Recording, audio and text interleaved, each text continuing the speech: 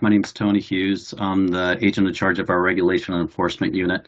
I'm just going to touch base a little bit of overlap with Tana's presentation on problem gambling signage, but next slide, please. I believe it was last summer, we update WAC 230.06.068, problem gambling signage and posting requirements. The Gambling Commission provides our licensees with informational signs. And within the WAC, there's requirements for the signs to be conspicuously posted at certain areas of the business. And on my future slides, I'll be showing some of the same slides that you already saw. But so we're Evergreen Council Problem Gambling helped us with those slides, and we have printed 8,000 of those signs. So the signs are created. We printed 8,000. Our staff have been distributing those new signs at the start of this year as we are visiting our licensees, doing our proactive inspections.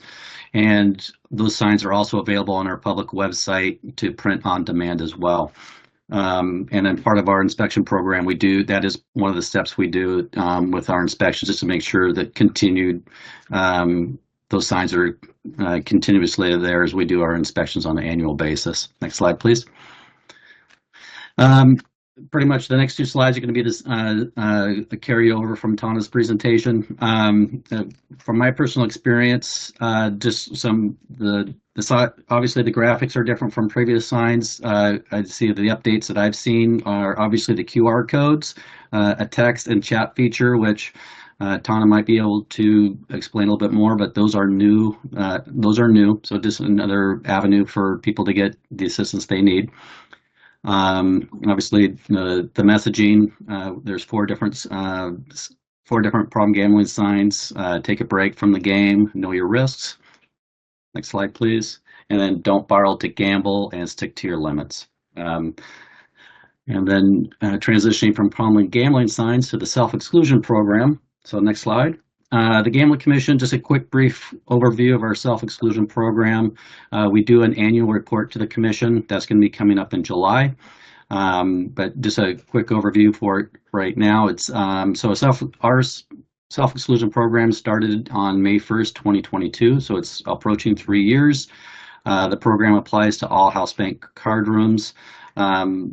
If a person wants to exclude themselves, they select the term they want. That's on our forms. They can select 1, 3, 5, or 10 years.